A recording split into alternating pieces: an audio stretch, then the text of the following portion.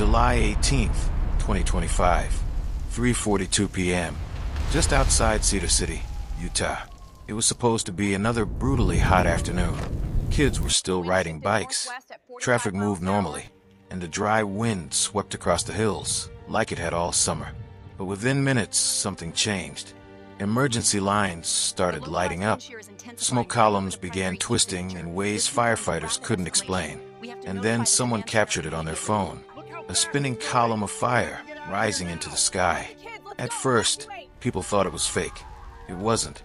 For weeks, Utah had been drying out. Temperatures pushed past 100 degrees Fahrenheit. Humidity dropped to single digits. Vegetation turned into fuel. Meteorologists had been watching it closely because something didn't look right. Satellite data showed unstable air layers, wind shear patterns rarely seen in wildfire conditions. One analyst reportedly said, "This isn't just fire weather, this is rotational energy." But no one expected what that meant. Not yet. By early afternoon, a small brush fire ignited. Nothing unusual. At first, local crews responded quickly. Containment lines were drawn. Helicopters circled overhead.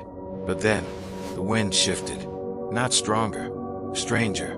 Instead of pushing the fire forward, it began pulling air inward, feeding it, spinning it. Firefighters noticed embers lifting, not drifting. And then came the call over the radio. Is that rotation? Within minutes, evacuation orders began because the conditions were becoming perfect. Too perfect. At 4:11 p.m., it formed. A vertical column of fire, narrow at the base, widening as it climbed, spinning faster and faster. A fire tornado. Flames twisted like a living thing, roaring louder than the wind itself. Trees ignited instantly. Debris lifted into the air, burning as it rose. The sky turned orange, then black. People watched in disbelief. Some ran, some froze, because no one had ever seen anything like this on camera in real time. But then, it didn't stop. Fire tornadoes are supposed to collapse quickly. Seconds, maybe a minute. This one didn't. It grew. The rotation intensified. Winds inside the vortex exceeded 100 miles per hour. It began moving, not randomly, directed, crossing containment lines, jumping roads, changing direction unpredictably. Fire crews lost visual contact. Drones couldn't stabilize. And then the worst realization hit. This wasn't just a fire. It was behaving like storm. Power lines failed.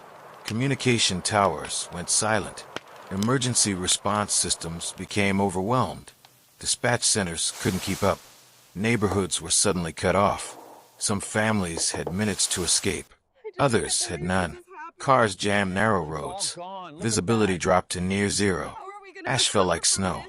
And in the middle of it all, that rotating column of fire kept moving, consuming everything in its path, turning structures into embers in seconds. For those trapped, there was no clear direction to run. Only heat, only noise, only chaos. A firefighter named Daniel Rees later described it as like fighting a hurricane made of fire. His crew attempted to shield a group of residents in a clearing. They used engines as barriers, water streams as temporary walls. It barely held. Nearby, a family of 4 abandoned their car. They ran into a dry ditch, covering themselves with dirt and jackets as the fire passed overhead. They survived. Others weren't as lucky.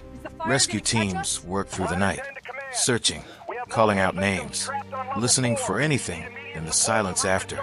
By morning, over 18,000 acres had burned. Entire sections of land were unrecognizable. Satellite images showed a scar across the landscape, visible from space.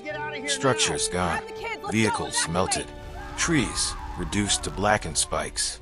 Experts compared the energy released to multiple tornado systems combined, but fueled entirely by fire. And for the first time in history, a fire tornado had been fully captured, studied, verified. Scientists would later say this event changed everything, because it proved something unsettling. Wildfires are no longer just spreading flames. They're evolving, becoming more dynamic, more violent, more unpredictable. driven by conditions we're only beginning to understand. That day in Utah, people didn't just witness a disaster, they witnessed a warning. Because the question is no longer, can this happen again? It's when and where? Next.